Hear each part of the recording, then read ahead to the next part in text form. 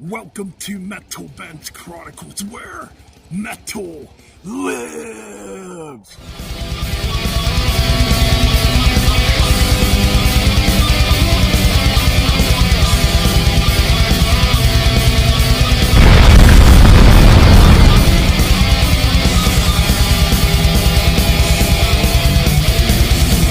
Alright, we are back for another album ranking here on Metal Band's Chronicles. That's right, it's been a while since we've done an album ranking. This is one I've been wanting to do for quite a while, actually, and I intended to do this about 3 weeks ago. This one was hard to do because I kept going back and forth between the bottom five as far as my ranking goes, but now I think I finally have it figured out. Yes, originally I wanted to get this done like 3 weeks ago, and it just didn't happen. But now we're ready to do this, finally. That's right, we are ranking the 12 studio albums by Tampa Florida's Iced Earth, with only one original member, obviously the founding member, John Schaefer. They were called The Rose from 84 to 85, then they changed their name to Purgatory from 85 to 88, put out a few demos, and Enter the Realm came out in 1988. That's right, which would be the first Iced Earth demo. Proper demo, properly recorded demo, or you call it an EP, whatever the hell you want to call it. Anyways, enough jibber jabber. There's a bunch of lineup changes, so I'm not going to really talk about the lineup changes. I mean, there's been so many members in and out of Iced Earth since its incarnation. Either or, we're going to get right into it. Like I said, very hard to rank these 12 studio albums. I think all these albums are quite good. Yeah, there's ones that I'm not like... I wouldn't say I'm not huge on them, but I don't really go back to them as much as some other albums, So we're going to get right into it. All right, coming in at number 12. That's right. We got 2013's Plagues of Babylon, which originally was a couple notches higher. Well, now it's down to number 12. This album... It's good. It sounds like Iced Earth. I think the only thing lacking on this one, there's not a lot of fast songs on this one. I mean, there's some heavy ones, but don't get me wrong.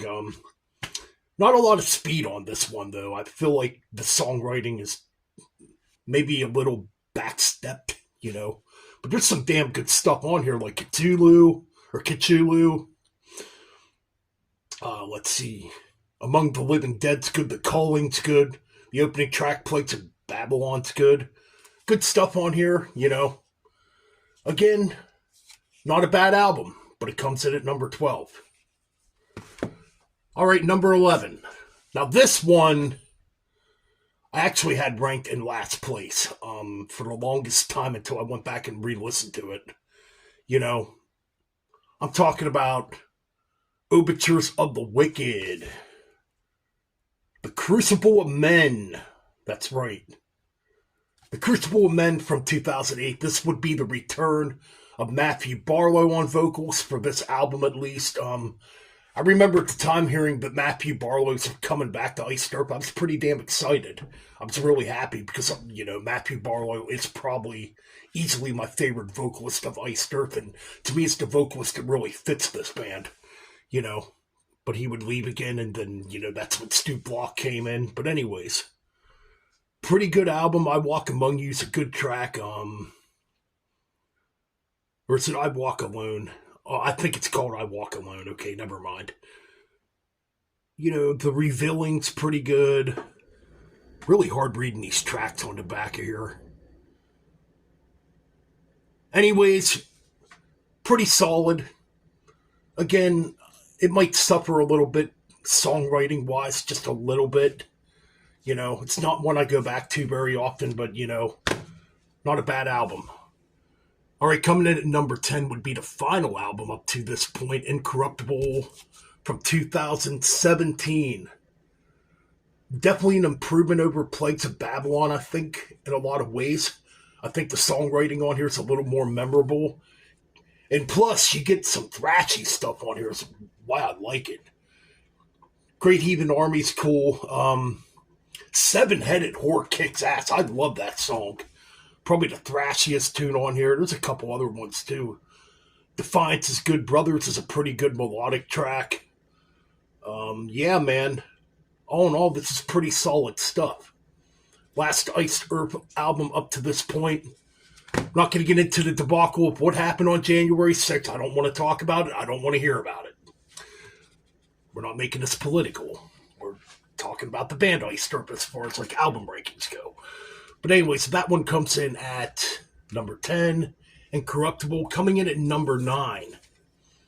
This one was a little lower at first, but this one kind of really grew on me for some reason when I went back and listened to it. I'm talking about Framing Armageddon from 2007. That's right. I mean, it's a pretty bloated album in a way. I mean, there's a lot of interlude tracks on here, but oh no, it's pretty solid, you know. And I think Ripper's vocals really fit this, you know. I couldn't really see Matthew Barlow singing these songs, even though I think he has recorded a couple of these songs, you know, on EPs. But again, it's really hard to read these tracks on the back of here, so, you know. But there's some good stuff on here, man. It definitely has more of that epic power metal type of sound to it, as opposed to, like, the thrash metal type of ripping that John Schaefer is pretty much known for. And a lot of Iced Earth's material, you know, and the downpicking, the fucking amazing downpicking that he does. But yeah, that one comes in at number 9, you know, Framing Armageddon. Coming in at number 8. I mean, this one probably could have been higher too. I really like this album. I liked it when I bought it back in 2004, 20 years ago. Hard to freaking believe. First one with Ripper Owens, The Glorious Burden. Amazing artwork on this one. The artwork is so awesome, you know. A lot of good stuff on here. I mean, they do the Star Spangled Banner. Degradation Day's a dang good opener of a track, you know. When the Eagles Cry, pretty good ballady tune. The Reckoning, Don't Tread on Me, kicks ass. I love that song. You know, Green Face is freaking good.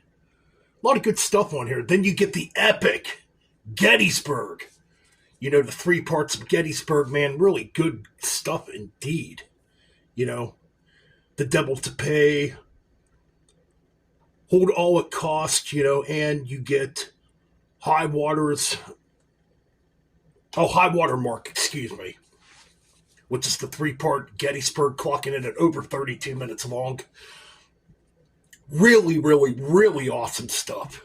And Ripper Owens does a really good job on here. Apparently they're probably in the vault somewhere. There's apparently demos of Matthew Barlow singing these tracks, and it apparently wasn't good. At the time, Matthew Barlow wanted to be a police officer while he left Iced Earth. And yeah, the rest is history. And at the time, his heart wasn't really into the band, so he left, and they got Ripper Owens from Judas Priest, you know, Winter's Bane, to come in and do the vocals. Anyways, that comes in at number 8. Coming in at number 7. Yeah, this one ranked pretty high. I really enjoy this. I think this album's a bit more of a return to form after, you know, the Something Wicked, you know, albums that came prior.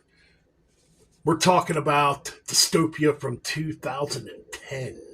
Or 2011, excuse me. I think this is a strong album. This is the first, you know, stoop block on vocals. Really good stuff, in my opinion. I mean, you get some really good tracks on here, like the title track, Dystopia, Anthem, you know, Boiling Point is killer. Anguish of Death is Cold Dark City. A lot of good stuff on here. Days of Rage is a good heavy tune. Yeah, man, I really enjoy this one. Iron Will, a lot of good stuff on here. But yeah, I think this one's definitely much more of a return to that dark saga type of sound, that's probably why I like it a lot.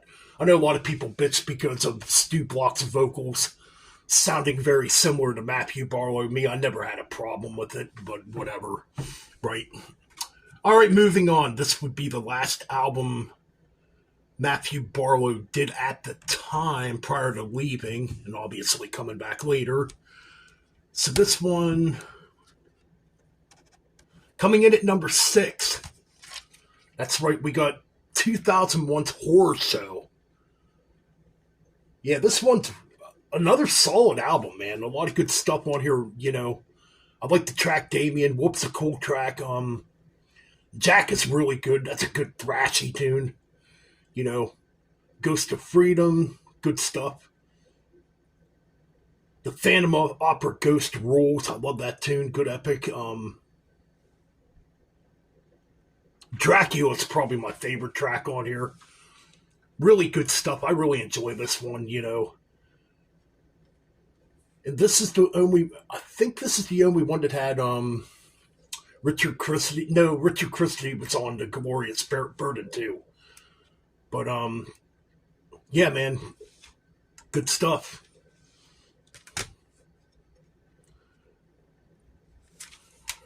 Let me check something real quick. I don't know why the bass player. Oh yeah, okay. Oh yeah, Steve DiGiorio played bass on this one. Which he comes from Death, Control Denied, Sadist, Testament, bunch of other freaking bands. But yeah, really good stuff. All right, now we're down to the top 5. Which this one, was kind of tough to do, but I figured it out. Coming in at number 5. That's right, 1996 is The Dark Saga. Really good stuff. A much shorter album compared to Burnt Offerings, actually. But this is good. I mean, you got The Dark Saga, I Died For You. Violate's a good thrashy tune. Vengeance Is Mine is probably my favorite track on here. Absolutely love it. Disciples of Hell is really good. Or The Depths of Hell, excuse me. Depths of Hell, really good track. Thinking of Yngwie Malmsteen there for a minute. Anyways, good album, The Dark Saga. All right, man. Number 4. Some people would definitely put this one at number 1. Rightfully so, because it's a really good album. 1998, Something Wicked This Way Comes. Coming in at number 4. This is a dang good album. Like, to me, these next few albums I'm talking about are perfect. You got Burning Times, man. Disciples of the Lion. Kick-ass thrashy tune. Watching Over Me is a good ballady tune. Standalone's pretty good and heavy. I think my only complaint about this, there might be a little bit too much ballads on this one. There's like 3 or 4 ballads on here. They're not bad ballads, don't get me wrong. It's just, I always like the heavier side of Iced Earth, the best. Like you got Prophecy, Birth of the Wicked, and The Coming, Curse to End It. 3 epics. Now, those 3 might be the best tracks on the freaking album. But yeah, man, good stuff. All right, coming in at number 3. We're at number 3 right now. Yes. Coming in at number 3, we got the debut one. Iced Earth. Came out in 1990. This has original vocalist Gene Adam on drums. On drums, listen to me. On vocals, excuse me, not on drums. Oh yeah, this is the one that has Mike McGill on drums. My bad. Kind of messed up there. But yeah, this is a good album. I like it. I know a lot of people complain about Gene Adams' voice. I never had a problem with it, To me, it kind of has like that rougher, grittier, Paul Di'Anno type of vocal style. That's what I get at least. Definitely the most different sounding vocalist in Iced Earth, I like it. I never had a problem with the vocals, And from knowing, from getting to know Gene Adams a little bit, he's a really nice dude, and I like his band Jacob well too. But anyways, yeah, the first Iced Earth album at number 3. I know a lot of people would put that one lower. I like it. I like the Ride the Lightning type of sound it has with the rhythm guitar playing by John Schaefer. And that's why these 3 albums that are my top 3 I really like the most, because it has more of a thrashy sound. Okay, coming in at number... Let's see here. Coming in at number 2. This is like hard. I'm going to go with Night of the Storm Rider. Night of the Storm Rider. Which, man, this could be number 1. This is a freaking masterpiece of an album.